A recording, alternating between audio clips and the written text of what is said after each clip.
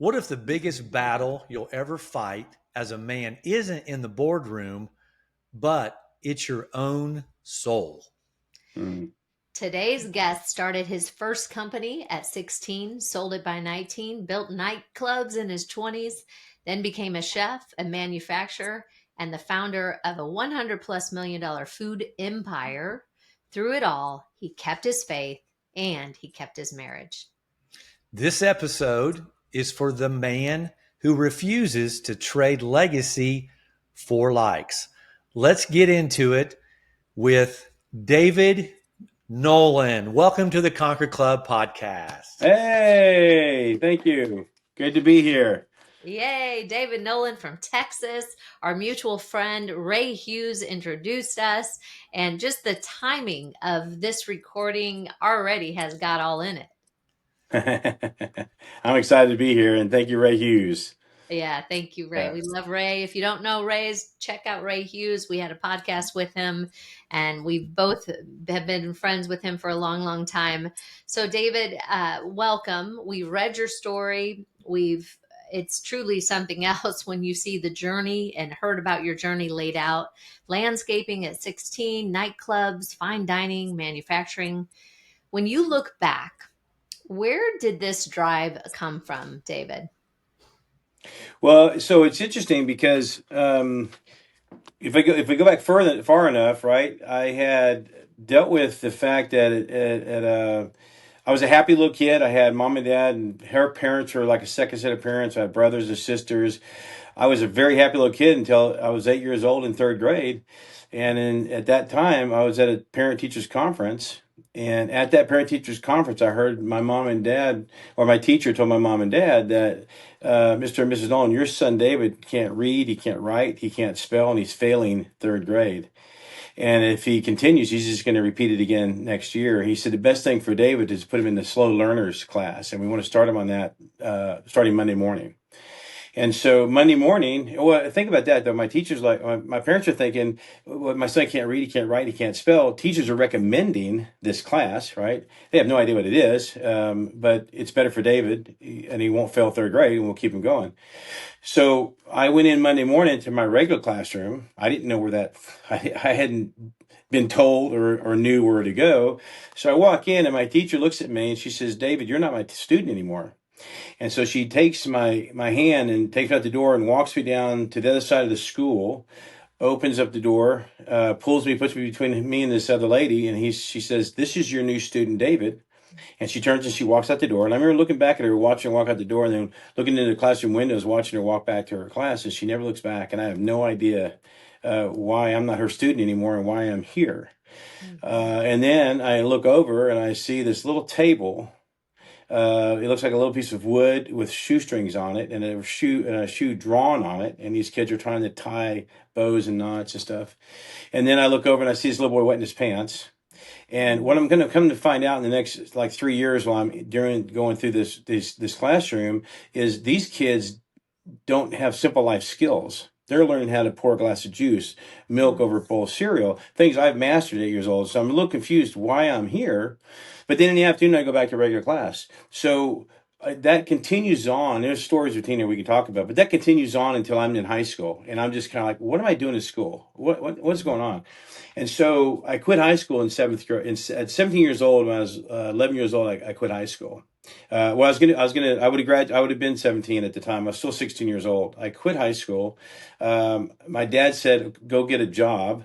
And so I went to a restaurant, got a job as a waiter, as a dishwasher.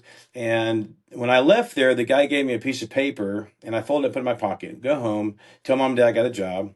And on my way to the bedroom that night, I remember pulling out the paper and looking at it, and it looked like something I'd seen in school before, which is a piece of paper. It had words on it and lines on it. I knew that this must be a test of some kind.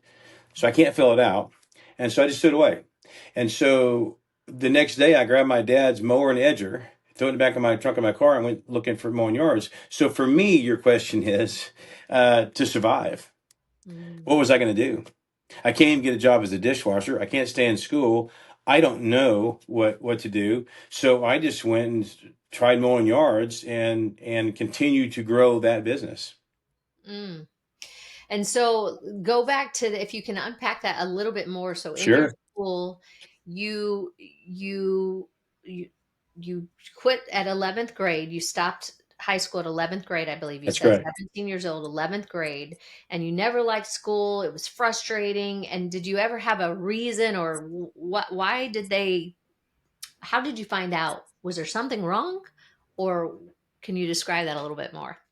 Well, it's interesting. What I couldn't do is read. I didn't understand that part of it. I excelled very well in math, so it's a little confusing to the teachers. Why is he able to excel in math? I was grades levels ahead in math, Yeah. but I saw the numbers until you have to read the math equation. Mm. And then all of a sudden, I'm back where I'm in English and I'm failing everything and I can't read and stuff. And so, what I would do though is do you remember? I don't know if you do this. In my generation, there was a time in school where the teacher would say, "Okay, we're going to read today out of this book. We're going to read these chapters, and in that, they're going to go down this desk and that desk and that desk, and then I count down how many desks are, and that's my paragraph."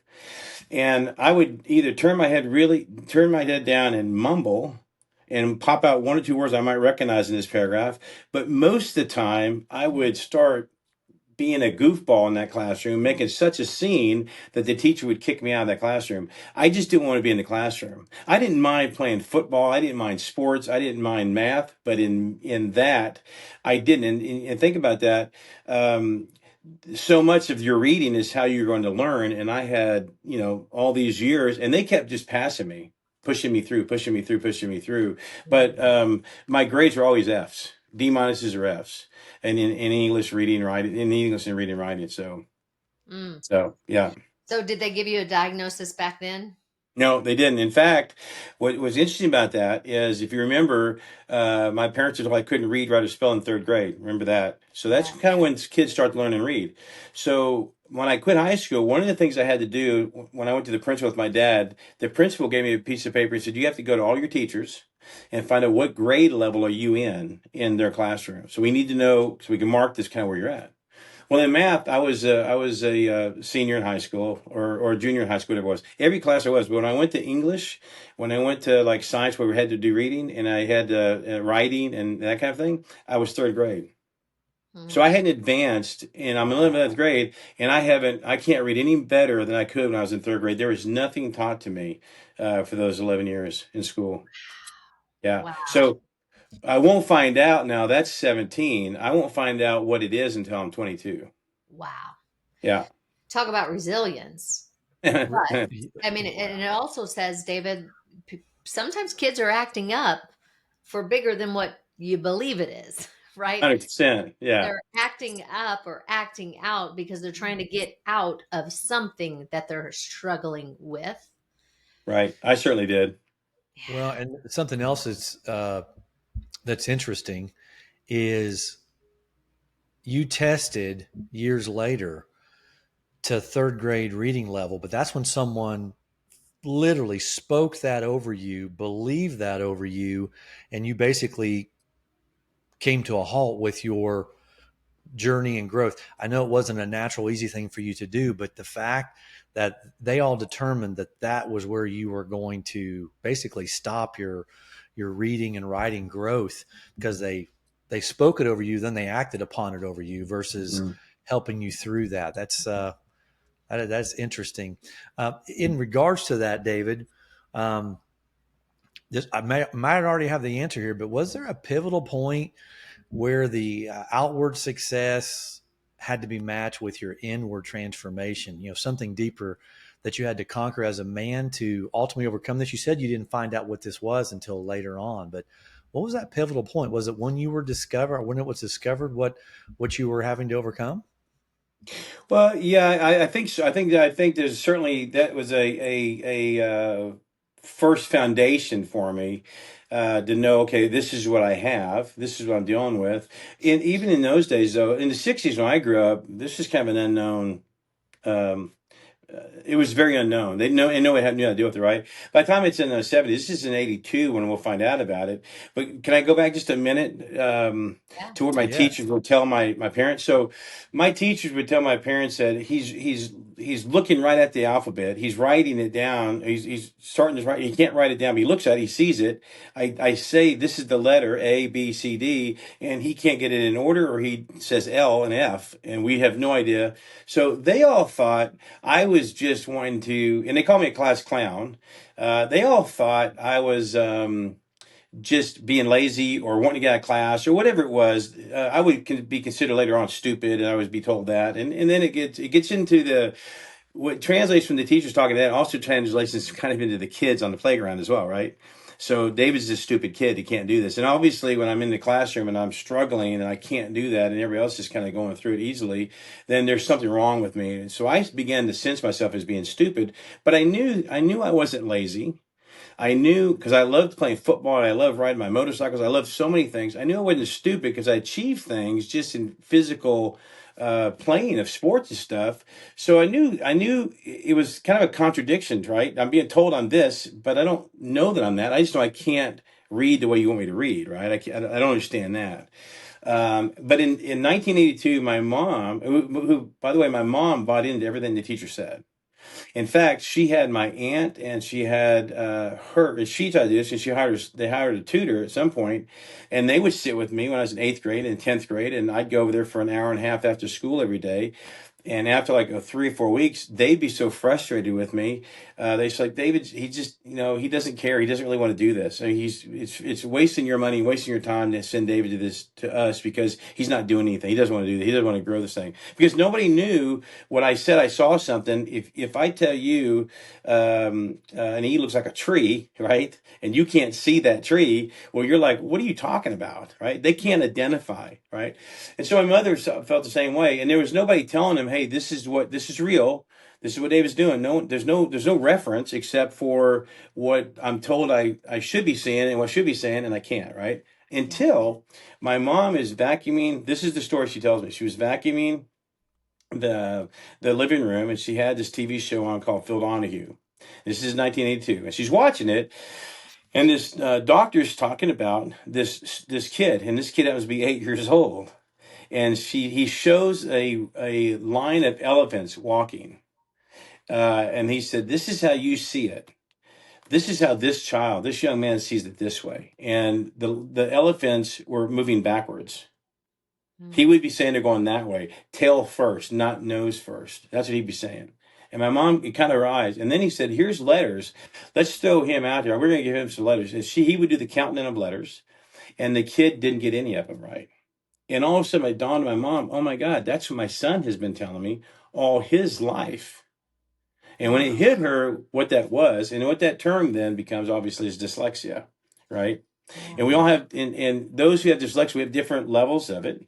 It didn't affect my numbers at all, obviously, but it affected all my letters and all my ability to scan and to read. And so, and then it's interesting, if you watch the show, there's a part of the show, because we got it. Phil Donahue was talking to this doctor, and the doctor says, yeah, kids today that are 21, 22, 23 years old who were told to their parents they have brain damage, they're retarded, they want to quit school. They acted out to get kicked out of school. This is what they're saying, and they started describing me, right? And so my mother's like, "Oh my gosh, this is David." She calls my dad and starts talking to him, and then I get a phone call, and she's crying, and she can't even tell me what she starts David, and she starts crying.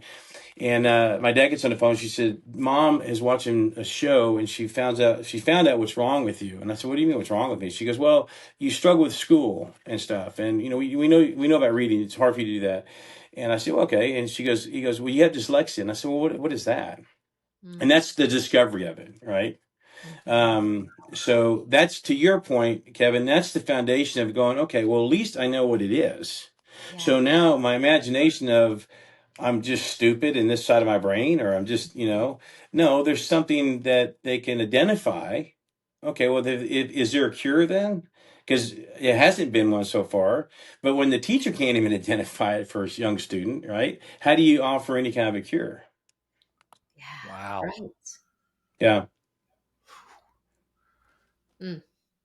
Well, I mean, what a story and what a journey. So David, how old were you when that discovery by your mom, where there was really a diagnosis or a reason? How old were you at that point? So I was born in 61 and that was in 82. So I'm 20, what, 1 years old? Right. Wow. Yeah. So you'd So, endured the race for yeah. many, many years. Yeah. So in that diagnosis, now you know what it is. I want to get to.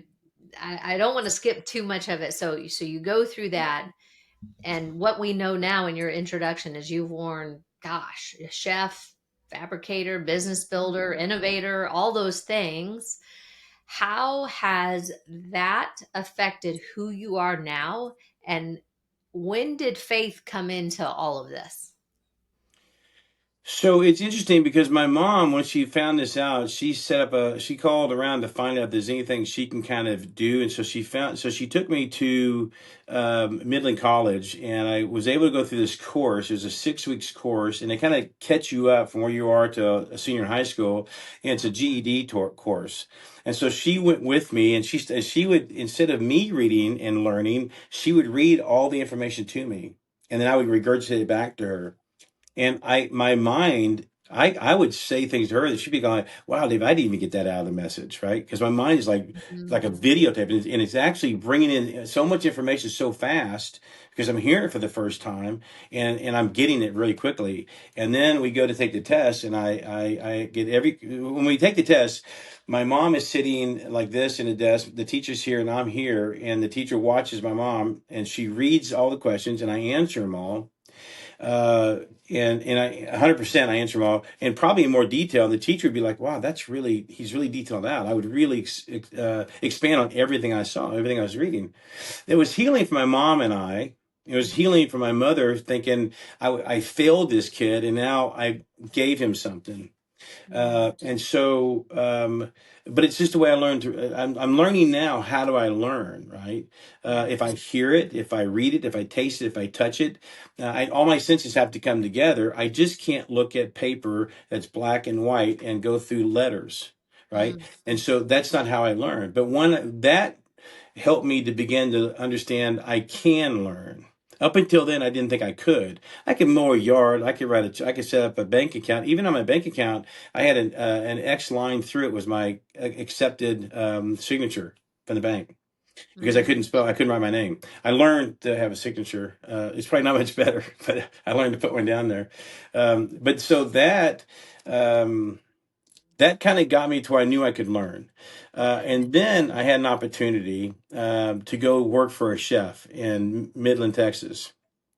I was in the bar business with my dad and my brother. We had bars and small and restaurants, but I was just kind of bartending and cooking, and it's a burger joint, kind of that kind of thing. Bartending, I could learn that because bartending again is visual, right? It's a liquor, it's an alcohol, it's a drink, it's a soda. I can visualize this stuff. I never looked at recipes mm, for for learning to bartend. I just watched people bartend and they told me what to do. And then I visualize it and I don't forget it, right? Whatever I see and hear, I don't forget anything. And so I was able to bartend very quickly. And so then when I had an opportunity to go to work for Don Thompson as a chef in the restaurant as a waiter, I went in to go to work for this gentleman. And then I asked him, I said, Don, would you teach me to cook? And he said, yeah, I'd be glad to do that. So I stopped mowing the yards in the morning. I kept my bartend job late nights and the weekends for my dad. And I went in every day and he would take me shopping and we'd buy the vegetables and buy the meats and buy all the things we do. And then I'd go back and in the afternoon I'd chop and I'd cut with him. And then I would then wait tables that evening. And I need to explain a little bit more about the restaurant is. I'll let you ask a question about how that restaurant was set up. But I began to understand if I touch it, feel it, taste it, mm, understand it, I learn it and I can learn it very quickly. yeah. And then what's interesting about, yeah, but it also, what interested about it is I can expand it. So if I learn this is a base sauce, then my mind's thinking, well, there's 1,000 base sauces I can make out of that. There's tons of directions I can go. Well, now I'm letting my mind do what the teacher said. I was a daydreamer. I imagined. I looked out the window. I didn't pay attention. Well, that actually in the business world is a benefit, right? Where I was being told, stifle that, don't do that. They just didn't understand how to teach, right? But Yeah. once I learned how to teach and I learned that's okay to do, well, man, then I'm using my imagination on everything I try to create and build. Does that make sense? Oh gosh, yeah. Honestly, Yes. it's what we Yeah. it's what we teach. It's that imagination is the highest level of market value. Mm. Period. Hmm. Gosh. There's the implementation and communication, or implementation, and then managerial. Those are awesome. You have to do those, but the top two, the highest is imagination and communication. Those Yeah. two create books, songs, businesses, new ideas, new recipes. I mean, imagination comes straight from the creator, and like you said, that was so stifled. They only were doing what they knew to do and to speak over you. And then once you figured it out, like, wow, unlock the genie from the Bible. I almost said, really? That's probably What? true. That's Can It's better. I true. can I add something to what you just said? Yes. The traditional teaching doesn't teach that. Oh, I know. No. Yeah. They stifled it, but they don't know how to teach it. Imagine a student that you identify with dyslexia early on and you know he's going to be a creative, imaginative person. Imagine teaching that skill set from the time I was a child. Ah, How advanced, how fast, how much faster I've been there, and how much less pain and suffering and the stuff I dealt with, right? So teachers, they teach this way. It's a linear way, however they teach, it's what they do, but no one teaches creativity management or No. imagination. Yeah. oh, so Because it's good. So, such a ritual system of we do it this way. Here's what you learn in first grade. Here's what you yeah. do in second grade. It's just they've it's almost like we're robotic. However, All if right. we could just dig into what David's strength is, what Kevin's strength is, what Tanya's Yeah. strength is, Yeah. and let them run in those lanes, it Yeah. would be so much more powerful. So, well, in regards to that, we know we live in a world. This is for all the men listening. We live in a world of masculinity.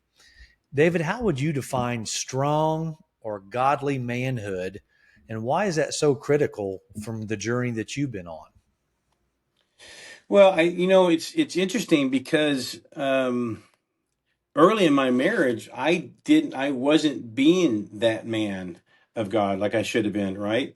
Our marriage was kind of out of order because I didn't have the confidence in myself that I should be Yeah. as the leader. I had to learn that. I am fortunate in the sense that my wife pulled that out of me and forced me to walk into that role. But when I realized I wasn't walking in that role, I put all the pressure on her, and how unfair that is for to have the woman be the man of the family, make all the decisions, correct? That's out of order and wrong. So then I learned, okay, well, I had to build myself and create the confidence I needed to myself, but I had to reimagine who I was. For so many years, I thought I was that stupid kid. I was that brain dead person. I couldn't do anything. I'm not going to achieve anything. I never even thought I was going to get married and have a family. I had to reimagine who I was, and it's the anger that I had as well, because the way I used anger was like a weapon for me. I'm going to get somewhere, but I'm just kind of identify something here. I Sure. also, and we missed this in my story, but I became a very angry, mean person at some point. I didn't pick on people, but I didn't take anything off anybody either, and people knew not to mess with me. And I had some size. When I was younger, it's one thing, but when you're 6'2" and 300 pounds and you're a big guy, people don't really tend to pick on you much. So I had that to identify with. So then I used my anger and my toughness to be protecting myself. So I thought that's what a man was, Mm. right? I can Yeah. protect myself. I can do that. I'm not worried about you. I don't walk in fear in a building or into a fight situation. I was very good in fighting. I took a lot of karate, a lot of boxing, a lot of wrestling because I can excel in that. So the things I excelled in. And so I thought a man was somebody who could be very angry and very powerful in his fight. And then I would size somebody up, right? I look at you and size you up and like, I can take you. And my whole vision of being with another man is whether I can take him or not. And so it's just it was so toxic to me of who that guy was. Unfortunately, it was also taken out of my wife and my friends, and I couldn't create friends really. I couldn't build a company that way because I kept running everybody off. So I had to really examine: is this the guy I want to be? Do I want to be this mean and this angry? Is that who I really am? And I had to go through and get a lot of stuff taken off of me, Kevin. With my wife helping me do this and praying through this, but we had to pray off a lot of, I think demons kind of attached themselves to me that lied to me of what a man should be. And so when I realized how, um, it's interesting, I realized when I'm reading the Bible too with Jesus, part of what I thought he was is just he's just a loving, kind person and a guy. And there's a lot of truth to that. But Jesus also told the truth of what he was, right? Jesus Yes. was a very tough guy. Jesus didn't take anything off anybody. Jesus put people in their place, right? And then when those who are close to him, he calls them up to a higher standard, right? Mm, Yes. So I had lowered the bar of what a man should be, right? I mm, didn't understand how to be a man. But today I think of it as, first of all, God's got to be my father. And if he's truly my father, then what's it like to be his son? And what's the example of that? And that's Jesus, right? And Yes. so for me to be a man is somebody who, I'm going to tell you the truth if you're wrong. I'm going to stand up and I'm going to support you and be with you if you're through the tough times with you. I'm not going to abandon you. I'll stay with you. There'll be some grace and some mercy, but then there's also the side of me that says, uh, you got to wake up, shake it off, and get moving, get going again, right? yeah. Yes. And I don't, when I sit with guys that are kind of whining and stuff, I was like, that's not what we do. We don't whine. I don't think we need therapy. I think what we need as a lot of men is just to understand what our roles really are, identify those are, and then get other men to support us to do that. Because a lot of men look to other men to help them be comfortable where they are today, and they don't want to be called up. You know what I mean? Does that make sense? And I Yes. think men need to be called up. And guys like Ray Hughes and Lance and these other friends of mine, they'll keep you accountable. And I didn't want to be accountable to anybody, right? In the early days, but now I'm vulnerable to put it out there. I'm accountable to those men, and I don't lie or anything. I tell the truth. Hey, here's what I'm struggling with. Here's what I'm dealing with. You may or may not be, but you need to help me through this. Pray with me. Talk to me. So I guess the point of that is, as a man, for me, I identify where I'm weak. I know my strengths, and I'm asking God every day to make me more in the image of the way your son was and walking on this earth. mm, That's powerful. yeah. Ooh, that's so much to unpack there. I mean, I Yeah. just think as a, living in this female power world that the culture tries to make us be that as a woman. And then you have the man who's the emasculation of them from women or from culture, or, you're supposed to be a certain way. But the truth is, women love a masculine man to Right. lead well, to make decisions. We love it. And if that's not allowed or doesn't happen, or like you said, the man doesn't have their identity in Christ, then what does the woman do? They rise up to make the decisions. They go by default into that leadership role, because if it's not happening on that side, then mama's coming in hot. Ask me how we know. Like, Yeah. Yeah. we've walked this out, and we're still learning and growing and ebbing and flowing. But having said all of that, and the anger you went through is because of what you walked through, but you didn't stay stuck in that. You moved through it. God says you're going to walk through the trials with me. You and your wife, I mean, as an entrepreneur's wife, and obviously you've been very successful, David, and it sounds like she's probably been along side of you. How have you and your wife navigated through, I don't know, startups, possibly relocations, pressure of a business, and how long have you been married, and what's been the glue that's kept you together through all of this? Yeah, that's good. So my wife, well, there's so much I could share with it, and so many directions I can go, and so many things I think that need to be heard, right? Yeah, So I'll stay as much as I can to true answer here, but I'll probably, if I have some freedom. yeah. Okay, so with my wife, I was walking through Sam's Wholesale Club one day, and um, I had been disillusioned by church, so I walked away from church young in my mid 20s. I'm like, I don't want to do. I don't get it. Now you have to understand, I'm not reading the Bible. All I can see is who these people are and how they act, and I don't trust these people. They go to this church. Um, they don't want me to be around my mom and dad because they own a bar. I can't be a part of that. And yet I see them in the bars drinking at night, and I couldn't understand what you're saying and what you're doing doesn't jive with me, and I can't read the Bible to find out who these people really are yet, right? And so I kind of like, if that's the lifestyle, I'd go back. I want to go back to the people I know that I can honestly trust. They're scumbags, some of these guys, but at least you see them; they're honest about it, right? There's a dishonesty I saw. And so in doing that, I said, I'm walking away. And I said, Lord, I just want to go. And a friend of mine, I remember Rick Lover told me, he said to me, he goes, David, don't look to man to find God. I'll never forget that. And I'll remember that. It'll come back on me years later. But again, I can't read the Bible the way he does to understand it. So I'm lost, right? So I really can't get to God the way I want to get to God. But I have a heart towards God. I have a tenderness towards him. And so when I did get that restaurant with Don Tom, when I started being very successful, I had my first restaurant with Don. Um, I had I hadn't prayed probably in like 4 or 5 years at this point. So I'm 29 years old at this point.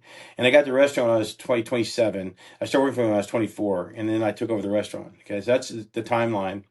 And so I'm walking through Sam's Wholesale Club one day because I've got to buy some fish for a dinner. I've got a dinner party I got that night. It's a Wednesday night. Okay. And so I'm for the first time, I was starting to, in my mind, start praying to God. So I just said, Lord, I said, God, I said, I always wanted to get to know you. I haven't had a chance to. I know I kind of walked away and I even denied you, but you know me when at night I think of you a lot. I just don't know how to get to you. But I want to thank you for the restaurant.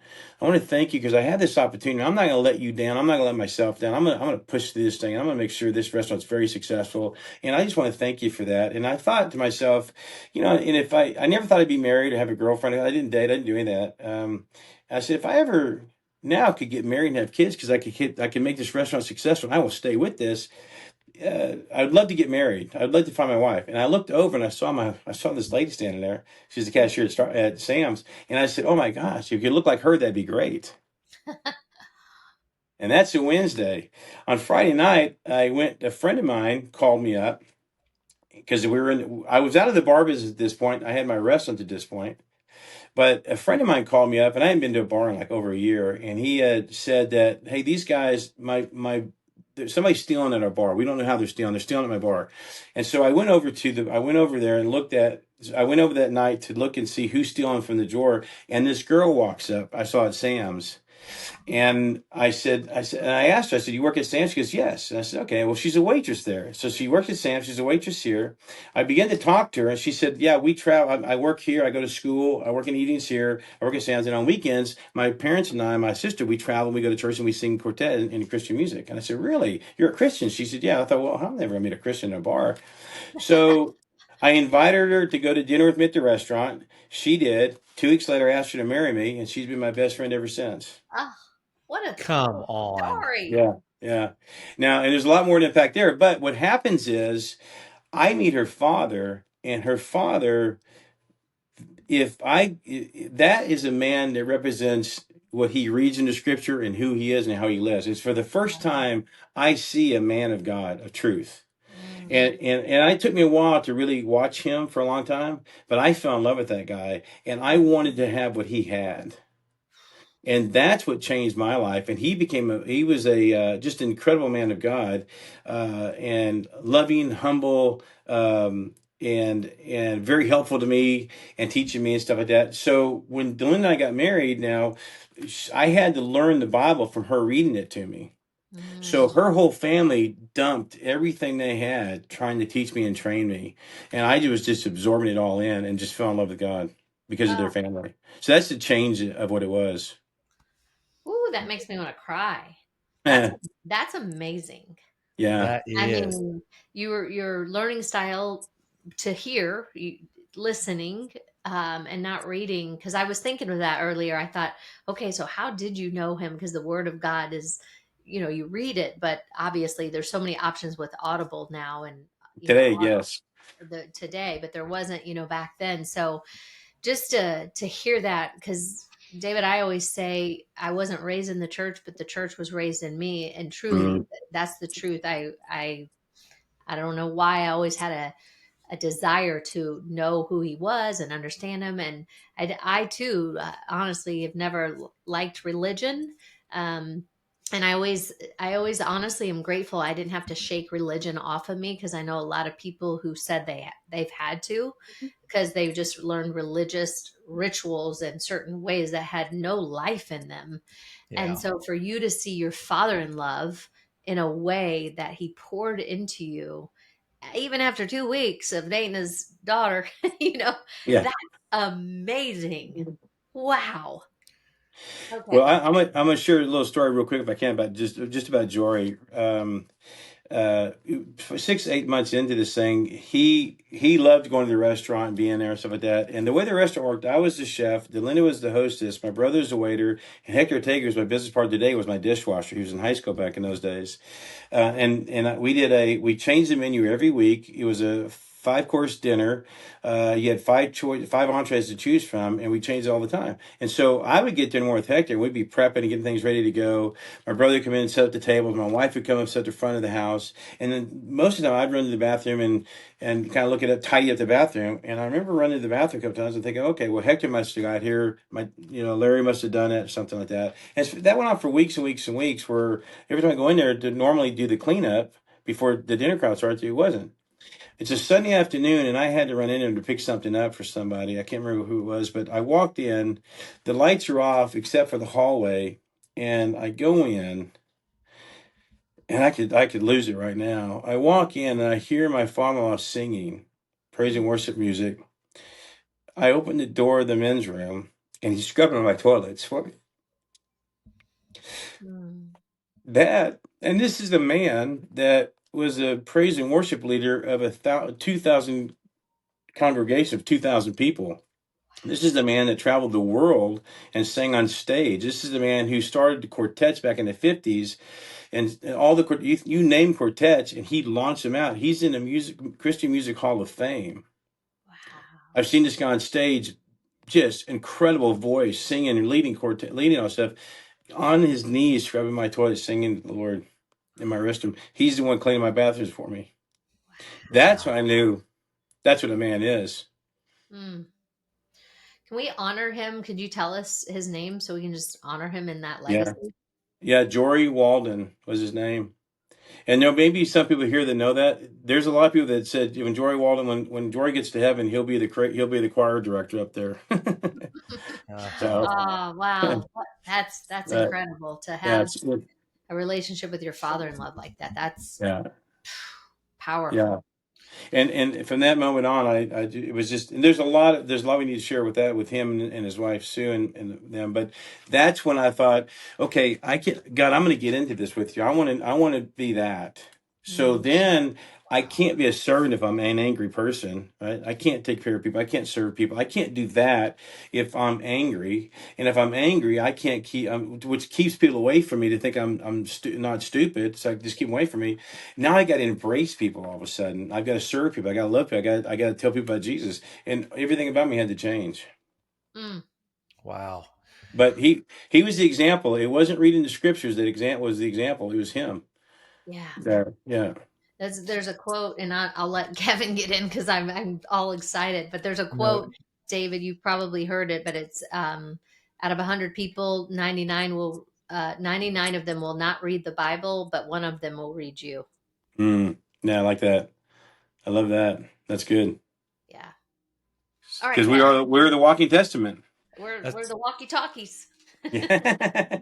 that's exactly right. And that's what was Ton. Thank you for sharing that. That was coming up in my spirit as well. That's exactly what that was. It was the ability and the blessing, just like God took that situation and circumstance of you walking through Sam's and you said, man, if my wife could look like that, and you were speaking it right then and there, and then Yeah. you see that same lady again at the bar for a whole completely different reason. They put you on assignment to go say, "Hey, I feel like someone's taken from us. Can you go check it out for us?" And it wasn't for that at all. It was to see Mm. your bride yet again. Yeah. That's the part 100%. that's so beautiful. And obviously, you're still married today, but it was also God saying, "Here you go, David. Here is my ministering angel on this side of Yeah. heaven for you." And it was your father Yeah. in love. So Yeah. yeah, I'm with you, brother. Well, Yeah. we could talk for hours about that. Let's do this for our listeners. So we know you built Hill Country Bakery. You're raising kids. You're chasing the vision. That's a heavy load for any man. Were there moments when your bride had to carry the spiritual weight for you and the family through these seasons of life?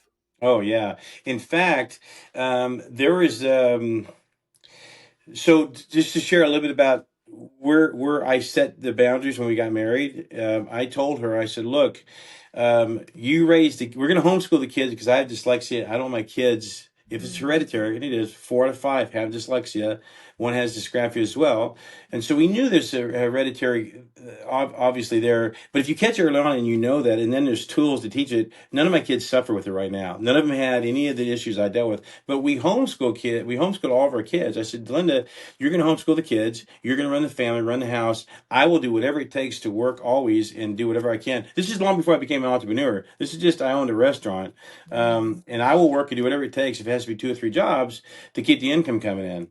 And what I didn't realize at the time though, is I pushed all the family on her, all the household chores, the things I should have been also leading up or heading up. It was all on her, and I just ran the companies, right? And then I started building the companies, and we started Hill Country when my daughter was a year old, and that exploded pretty quickly within about 3 years. We were really well established, but there was a time where Delaney and I. I was struggling because I wouldn't tell Delinda the when things weren't going well, when things are about to go south, and we might lose a contract, and that may cause us to lose our business and things. I wouldn't tell her that. I'd hide it and protect her from that, and so I would struggle alone on this and go through this alone. And there's a couple of years where I dealt with that. And at some point. We're at a conference. There's a reason I did this, but at some point, Lord spoke to me about activate your wife as the intercessor of prayer for your company, for you, for your business, and understand she's your partner. That's what I designed her to do, and you have stifled that by hiding this from her. And it's not protecting her, it's making it worse because that's between you and her, and there's no honesty there, and you need to change that.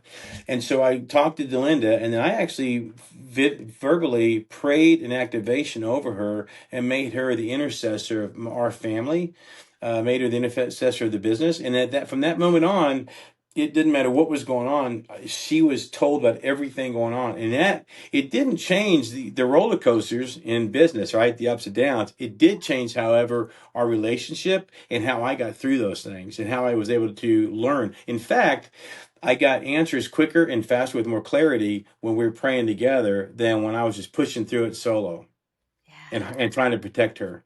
So yeah, so when I activated her in that, and that was probably around 2008-9, the business we went through some things, but again, it was not like it was prior to that. In our relationship, we really got a lot much closer because then she understood, well, what's the mood that Dave's dealing with her now. I would be away for like weeks at a time, not communicating to her. I'm in the house, but with no communication, right? Not really.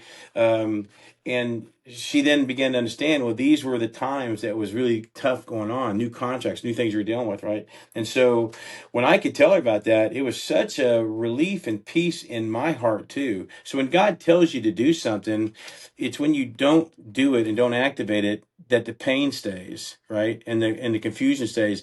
But the minute you think, And it was hard for me to tell that because it felt like I shouldn't have to. I'm the man, right? I shouldn't have to do that. I shouldn't have to tell her that. Yeah. And I'm the I pray. I handle this. No, I gave her that. And then what happens is I began to take over the family of how the house ran, and I acted her back into just being a mom and a wife, Mm. an intercessor. And that relief on her was incredible. Are you and your spouse building a business? You're craving a deeper connection. You want to step away from the hustle world. But what if your business wasn't just successful, but actually sacred? Join us this fall for Couples in the Castle, where luxury meets leadership and legacy, ready to reset, realign, and step into their royal identity. Apply now at conquerpreneur.com/castle. There are limited spots available. So God completely flipped the marriage around, and everything then began to excel. Mm. Wow, wow, wow. Yeah, great message for all of us men Mm. that we think that we are protecting our wife and our family by not opening up and sharing with them because it goes back to, I got it, I'm the man of the house. But what a powerful message, David, that it Mm. goes back to the power of agreement and the power Mm. of one. Yeah. And when we do that as men, ask me how I know, it's slowing down your blessings, your legacy. It's doing all those things where you think you're keeping her safe from it and not opening up and bringing it. I just don't want to put it on her. I'll figure it out. It's going against actually what Scripture says. 100%. Wow. So, David, on I'm not sure. Can you tell us a couple of bakery items that maybe have gone in places that are pretty cool in part of your Yeah. success? Well, Can you yeah, give it's us a funny little? because it's funny. The probably the one I'm not known for, but the it's the most known product in the country. And if you Google it, it's the most tried to be copycatted product in ever is the lemon pound cake at Starbucks. I created it in '97, and that's what got me in Starbucks originally. Wow. Yeah. Let me just tell you, I love that I lemon was Okay. going to pound cake. say, well, you got two. Two It's fans. our favorite lemon pound cake. It Oh, just thanks. is. And then here we are speaking with the founder, Gosh. the So you creator. Yeah. That's amazing. So that those were, just to make sure our listeners are clear on that, you created that recipe of the lemon pound cake. Yes, yes. So at the time in '97, there's a company in the Bronx that was selling them a lemon pound cake, and it was doing really well. But in those days, there's only like 600 stores that were actually using food at Starbucks in those days. And a friend of mine who had a bakery supply place, who Starbucks was asking them, can you bring pound cakes into your distribution center and then ship them to us? Because right now they're FedExing them into the store. Mm. They didn't have any distribution set up. And so he came to me and he said, "Hey, David," he goes, "Can you think you could develop a lemon pound cake I could buy from you that we could sell to these stores?" And I said, "Yeah." So we did. We developed a lemon pound cake. We need to talk about the banana bread, the pumpkin bread, and some of the other products that we went to the stores and how what Mm. the brilliance and how that's such a god star on that one. But yeah, we created that. Within about 3 weeks, I showed it to the regional guy. He put us into Texas stores. And then we went to Arkansas, Louisiana, and then by 2000, we were going national, and we were hitting all the stores. And then by the time I sold 25 years later, we're in close to 18,000 of their stores. That's Yeah. incredible. So I'll tell you just a real quick story. I remember when that happened. We had a little small double rack oven. Doesn't mean anything to you guys, but just you can bake about 60 of these cakes at a time. And I remember thinking, if we could get to 250 cakes a day, we could be breaking even. If we get 400 cakes a day, and I'm counting the math, how much they sell in a day, what are we gonna do? And if we could do that, wow, we would be making at 500 cakes a day. I'd be able to pay my salary and make some money for the first time. mm. When I sold that company, we were doing 125,000 of those every day. A day? A day, yeah. Come So on. needless to say that what do they say when you what's it when you're getting squeezed, make lemonade? What's that saying? Yeah, no. Out of lemons make lemonade. Yeah, I know what you're saying. Yeah, Make some lemon pound cake for me. I was gonna say make lemon pound cake, people. But man, what an incredible! This is what I just love it so much because that lemon cake, that lemon pound cake, was probably I would imagine was life changing, life altering, life enhancing. Were you faith filled at that point? Well, yeah. So there's the story there if you want to hear that. Give us a cliff note. Oh, okay. Well, real fast. Starbucks wanted loaf cakes and pound cakes, and I took my mother's banana bread and pumpkin bread and lemon pound cake we created, and a few others, the coffee cake, crumb cake, and that kind of stuff. Handed it to them, and they accepted all of it. And just so you know, the recipes that there were my mother and father-in-law's recipes that were on church. You know, food church on the grounds. You have Sunday people are going to bring potluck and stuff. Yeah. These are recipes she gathered over the years, so God was preparing for that. And those recipes are 30 years later still at Starbucks. They're still on the menu. And I can tell you, in the food business, I've been in it for 3.5 decades. There is nothing that lasts that long on the menu. And think about that. Unless it's a taco and you're a taco company, but for a menu item for dessert, those pancakes and coffee cakes, those are the only thing that have stayed on that menu. As Starbucks went through so many generations of menus, and our product has never come off that menu. I was just thinking that, like, how long has that been on that menu? Yeah, since '97. Since Wow. 1997. Yeah. Which shows how the ingredients, I mean, I would just say it's so much more ingredients in that pound cake. I just love hearing, as a former songwriter here in Nashville, I just love hearing the story behind a song and the story behind the lemon cake. Like, Yeah. there's a story in there that every time I eat it, I'll think of it differently, truly. Yeah. So hearing stories behind this is why we do this Conquer Club podcast, because most people, as we said on one today, think that these people, oh, he has his stuff in Starbucks. He must have been grown up with a silver spoon. But the majority of our conquerpreneurs, we call them, but entrepreneurs, were honestly grew up with a wooden spoon. A lot of Yeah. them, if you Yeah. know, if you're picking up what Yeah. I'm putting down, as Myron says. But No, you're right. so in that, thank you for sharing that. Such a blessing, I know, to our listeners, and to hear what you came from, and all of those ingredients, quote unquote, were preparing you for this. Like you said, your mom's potluck, all of that, God was already preparing way back then to Yes. set you up and position you. And so you've led Fortune 500 companies, David, to the military, and you built Alpha Warrior, a brand that literally reshapes what men think leadership looks like. What does Alpha Warrior mean to you? Oh, so when we created Alpha Warrior, we were going to promote a protein bar called Nutridurance, and we needed to get in front of a space where like endurance runners are at, right? So there's Tough Mudder and Spartan Race and marathons, and so we created Alpha Warrior, but the brand Alpha Warrior with my team, when we looked at it, was Alpha's God and we're the warriors in his army. That's where Alpha Warrior came from. But it was also very cool branding for events like obstacle course racing and stuff like that back in 2013. So we built Alpha Warrior. We created this incredible obstacle course that we traveled around the United States, and we would have people pay us to run our course to market our protein bars. Is the reason we designed it. Then we sold off and kind of rid of the brand of the protein bar. We kind of put all the obstacles in a warehouse, and I thought, well, let's set it back up at a location here in San Antonio. So I made a deal with a company. We set it up in their parking lot, and we started doing events again, just monthly events out there. And one day the military came by and said, hey, we'd like to do an event on this cool course. Can we do that? And it's just 3 acres of obstacles that I can put like 1,000 or 2,000 people an hour through this thing. You'd think of American Ninja Warrior on steroids, right? It's a big. Yeah. Well, then the military said, hey, but we really want to learn to train on this stuff. How can we get this obstacle course, or at least parts of it?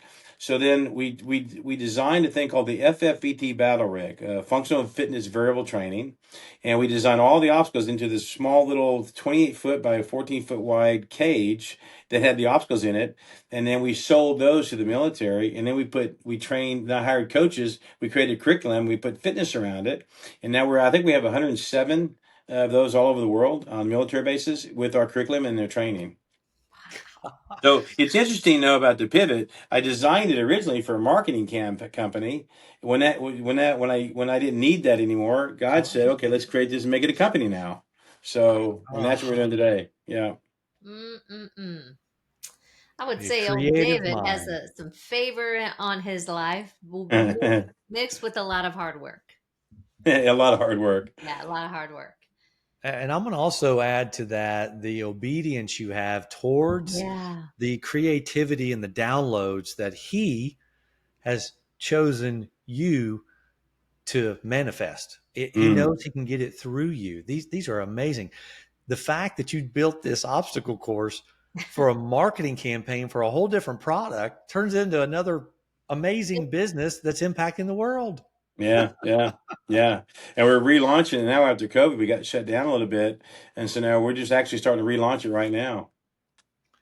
Yeah. So powerful. So for the men listening, David, I think this is really important for all of us men.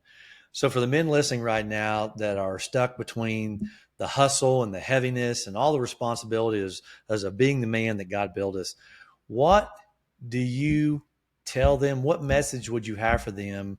How can they reclaim, his strength through all of their trials and errors? What do you have to say for all the men out there listening? Well, I don't know if it's for all the men, but there's certainly there are a group of men out there. So um, it's interesting. For so many years, I didn't listen to God and obey Him. I told God what I was going to do for Him and asked Him to go along for the ride. Right.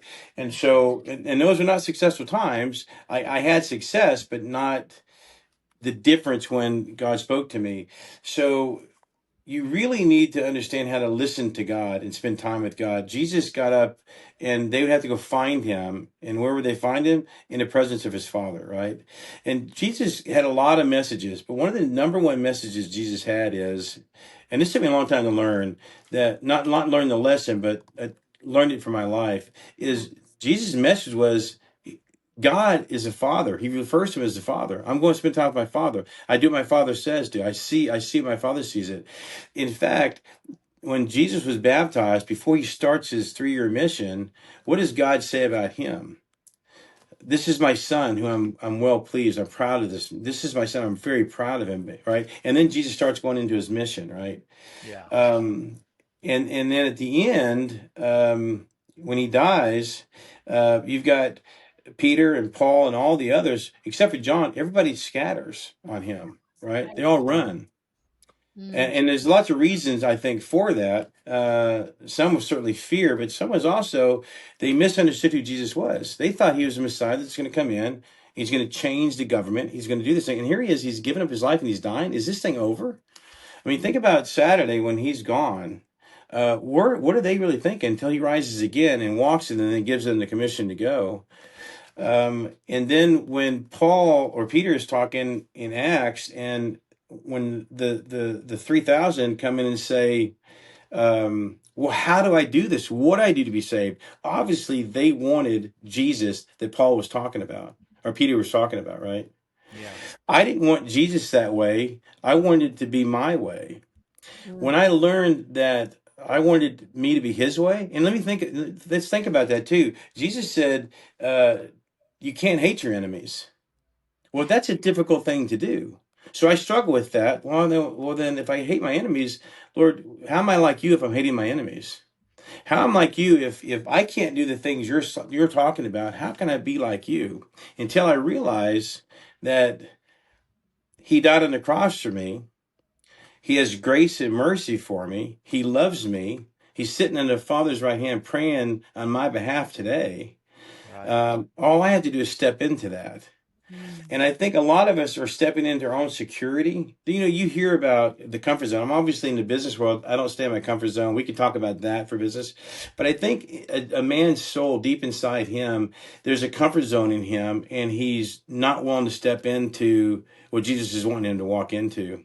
And it's a challenge. I do it every day. I have to step up every morning. Every morning, I have a ritual that I go through that reminds me who I am without him, who I am with him. I'm going to walk this day with him. And then, God, I want you to communicate to me as a father. And my thoughts have to be clarity on who you are and what you're saying to me. And I have to consciously do that. And it's tough when you're running a company or in a business. Right. But when it says pray without ceasing, that's true, right? I have to pray that season. Now, what does prayer look like? It's in communication with the Father and with God, but I'm always kind of communicating with Him.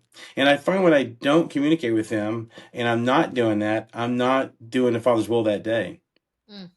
Mm. And then when things come in, Kevin, and an idea clicks and because you're talking to Him and that's the answer, it's very clear that's the answer, and I move it forward, right? And Yeah. so that's why I'm able to move so quickly into things that I do. Used to, I'd struggle it. I'd want about it. I'd push a bunch of envelopes trying to figure out this is going to work, and I'd fail at it.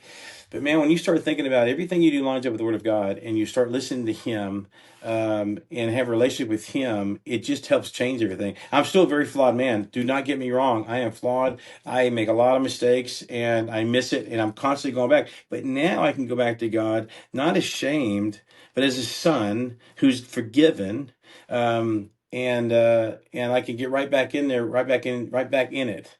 Does that make sense? I don't know It if I'm makes being clear or complete not at sense. all, No, it but makes complete sense. it's really my communication and my level of at least trying to be in relationship with God as a father and Jesus as my intercessor of prayer and in relationship with Him. And I know the truth about that. And I've lived my life without Him. And I lived my life with Him. And I've even made business decisions without Him and business decisions with Him. And He's reprimanded me. Let me tell you, when I was doing things without word, I made some mistakes in it. And He reprimanded me. And I almost lost everything. And He let me know, this is what it's like to walk without me, David. The other is what it's like to walk with me. You make the decision.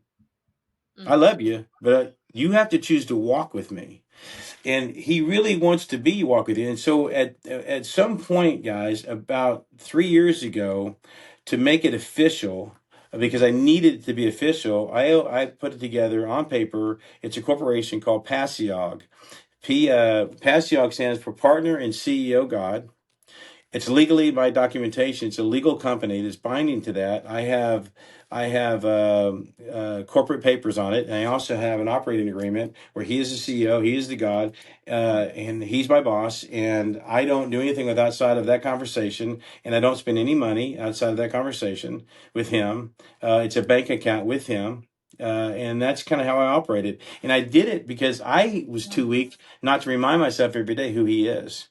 But when you make him the chairman of the board, and then you see the success of what that looks like. So I would tell men, you need to really examine in your heart, are you walking with God the way He wants you? Love your enemy, not hate him. That's not a, what's the term? That's not a suggestion. Yeah. Jesus, that was a commandment to do that. That's very different when you think about it. It's not the 10 suggestions; it's the 10 commandments. And I think sometimes we allow the grace of God to cover up the obedience of us as children, as a father with God. That's good. That's so And good. so, although He has a lot of grace in us and a lot of grace in our lives, it's cheap if you don't act as His son. Yeah. Wow. Oh, I know we have to. I'm sorry. No. We have Don't to be get. sorry. This is This is amazing. so good. It's just like men, women, marriages, entrepreneurs. When you said how'd you say that? Pasiog? Pasiog, yeah. Pasiog. Pasiog. Peace, yeah. And what's that stand for again? Partner and CEO God. Okay. PACEOGOD. Yeah. Well, it's just letters. Yeah. So, and then the last letter is G. So Yeah. COG, but there's not an OD on the end of it. Yeah, I Yeah. Pasyog. gotcha. It's Pasyog Holdings. And when I see So, that, I see the pace of God. oh yeah, yeah, right, PACEOG. Yeah. right. Wow. That's really cool. And, because I think religion will tell you, I mean, how do you pray without ceasing? I mean, how do I sit on my knees all day? It's like, no, it's full on conversation with the Father, Mm-hmm. with your God. Yeah. So I do want to dig, and then we'll ask our final question. But there are a lot of men we know who maybe do not have that father figure, who maybe have had an abusive dad, currently abusive, just very toxic, not living in that place. How can that man that's listening take the eyes on their earthly father and focus on their heavenly father while also living in forgiveness? But does that look like relationship? What's that look like? Wow, it's a lot of question, right? Yeah. And it's complicated probably for a lot of different men doing for different reasons. But Yeah. um, uh, it's really, uh, um, man, there's a lot to unpack in that for me. Uh, but it's really how I have to refocus every day again how I see God as a father. In the Let me share a little bit of something, and then we'll go back to this. But it'll fill in. The lie that when God made the heavens and the earth, He said, Let's make the heavens and earth. When he made man, He said, the Lord your God is going to make man. Right? You can read this in Genesis. And then when Satan told Eve, did God really tell you not to eat of the tree of good and evil? And she said, yeah. God said, well, when God made man, He said the Lord God. In Hebrew, when you put the Lord God together, that means I'm your personal God. You belong to me. I'm your God. It's Elohim, and so when Satan told her, he took out the personal of, did Mm, Lord God tell you? yeah. You've heard this before, I'm sure, right? Yes. Yes. But keep So, going. okay, so he took out the personal of God, and then he says, you can be like him. Well, Eve isn't satisfied enough of living in the garden that he made. I want more. Oh, I can be like him. I want more than what God has given me. And then Adam does the same thing. So and the curse becomes on that. So we sometimes are searching more instead of searching God, Mm, right? We want to Yes. be more, and I searched for more until I realized God has given me everything I need, and I'm searching for Him. Jesus fixes the curse in the desert. Satan says you can do this. He said, no, the Lord God says. He reintercede back to Satan and say, no, the Lord God, God's my personal father. I will not do this. The Lord God said this, I will not do this. And then Satan get away from me. So he says that he puts it back together. And so when I look at that, I have to realize that He's my God who created me. He sent His Son to die on the cross for me, and I have to remind myself of this. And that, I'm kind of getting rambling here a little bit. And I apologize for that, for the answer, but um, I really think there's been a lie that we have had with us, and we have to go back to the truth of who God really is and what He really wants from us. And think about the amazing thing that God is, that the God the Creator wants to be your Father on this earth. I mean, there's no other religion. There's no other God. No other religion teaches that. No other religion teaches this. The God of heaven wants to live inside of you. Hindu doesn't teach. No, well, tell me another religion that they want to live inside of you and take care and bless you. And we stifle the Holy Spirit, it says, right? mhm. And Yeah. so we have to begin to stop doing that. We have to begin to wake up and want to be with Him and want to fall in love with Him. And it's difference in loving him and knowing about him and knowing him. And for many, many years, I knew about God. And I can tell you right now, I do believe if I'd have died, I'd have got to heaven. He said, "Who are you? I don't know you." Mm. I wouldn't have got "Well done, good and faithful servant." I wouldn't have Ooh. got "Well done. This is the son of mine I'm proud of," before he even starts his mission. I wouldn't have got that, I think, honestly. Mm. I Mm. had to learn to not know him and about him, um, but I had to learn to be in love with him. Yeah. Oh, That is so good. Well, David, thank you so much. I do have one more here that I personally want to know, and I do believe our listeners will as well. So we know you have done a lot. What is next for David Nolan, and what do you want people to remember most about your journey? Man, this is interesting. About a year ago, I've been asked a lot of times to write a book. I've been asked to coach. I've been asked to do business seminars. I go and speak at them, but I've been asked to put them on. And I just haven't decided to do that. And about a year ago, I was praying. I said, God, I don't want to get this. I don't want to stand in front of you and you go, "Wow, that lemon pound cake you did was awesome. Everybody knew that lemon pound cake, and everybody knows you by the Starbucks guy." I don't want to do that. So I tell you what I want to do, God. I want to reach into men's lives and help change their lives and teach them who you really are and what's like to walk as a man. mm. Um, and so I'm shifting Alpha Warrior to doing like a men's retreat. We've written all the curriculum. Ray's actually going to be a partner in this business with me, and we're going to shift it over to doing what is it like practically to run a business, and I'll teach the business skills and I'll teach the business sets. But what is it like also to do it as a kingdom thinker when you build your businesses? What you do, like to be a child of God or a man of God, to do that and hold on to that and keep your faith through all of that. It's something I really want to do, and I've been really praying to God about that. So I've been putting something together there. I have the facility, I have the ability to do that. I'm not marketing anything right now. I'm not trying to push that at all. But you asked the question. Mm. I want to teach the young entrepreneurs who want to be in business, but the first thing they're going to do is be vetted, because if you're not walking with the Lord right now, I'm not going to teach you how to make money, because that's going to teach you to get further away from God. If you don't understand and you don't have a relationship with God, I want to teach you to have the right relationship with God. And then from there, I can skill sets in business. I can teach. That's not a problem, but you have to love God. You have to want to walk with God for me to do that. And then, yes, then I think there's an opportunity for you to grow a business. I think there's an opportunity for God to use you in the kingdom that we're going to walk through in the next several years here, because the end's coming.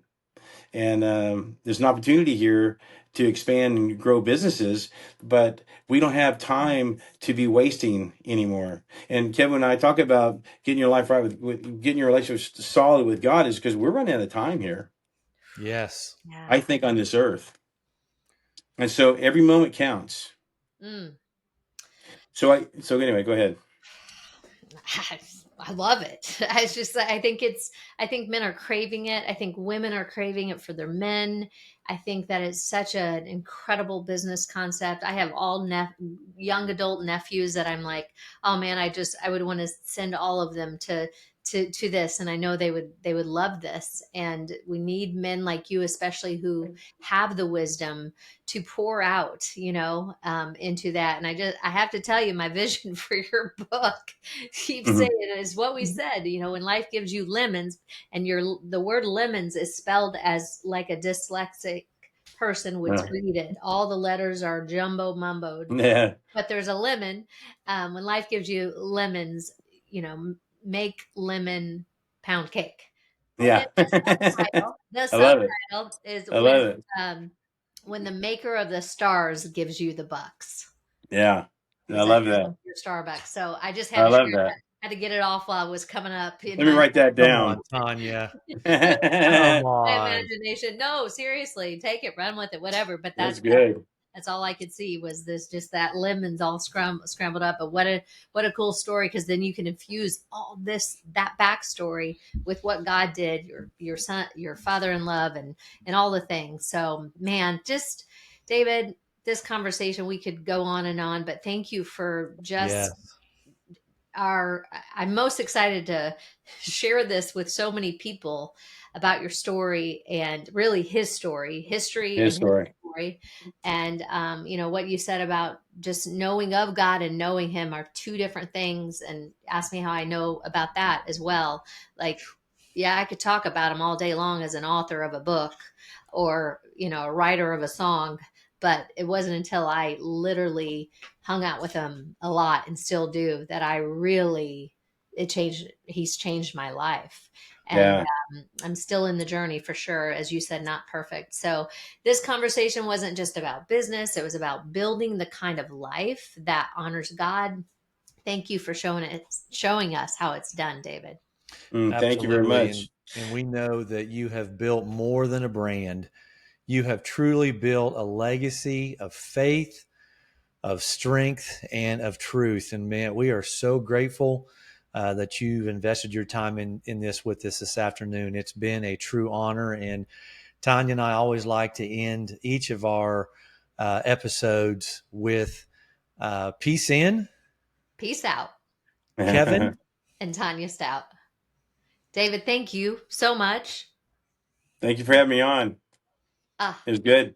Love being here. I hate that it's ending, people.